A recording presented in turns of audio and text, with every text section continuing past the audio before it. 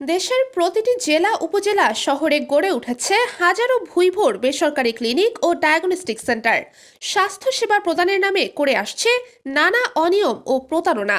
রয়েছে লাইসেন্সবিহীন অনেক প্রতিষ্ঠান, মেডিকেল অ্যাসিস্ট্যান্ট দিয়ে অপারেশন, অস্বাস্থ্যকর পরিবেশ, অপর্যাপ্ত ডাক্তার ও নার্স, সিটিজেন চার্টার না থাকা, নিয়ম বহির্ভূত ফি আদায় সহ নানা ধরনের অনিয়মই যেন এসব সেবা প্রদানকারী প্রতিষ্ঠানের কাজ।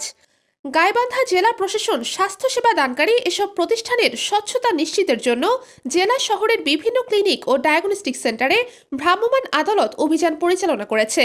মঙ্গলবার 10 ডিসেম্বর দুপুরে নেজারত ডেপুটি কালেক্টর সাদরুল আলম এই অভিযান পরিচালনা করেন। অভিযানে শহরের কানিজ হসপিটাল অ্যান্ড ল্যাবে অস্বাস্থ্যকর পরিবেশের কারণে 5,000, মেয়াদোত্তীর্ণ লাইসেন্স ব্যবহারের কারণে পল্লী ডায়াগনস্টিক সেন্টারে 5,000 ও নর্থ বেঙ্গল ডায়াগনস্টিক সেন্টারে 5,000 টাকা জরিমানা করেন। এ সময় আরও উপস্থিত ছিলেন মেডিকেল অফিসার সহ প্রিন্ট ও ইলেকট্রনিক মিডিয়ার সাংবাদিকবৃন্দ। আবিবা আহসান, নিউজ আওয়ার।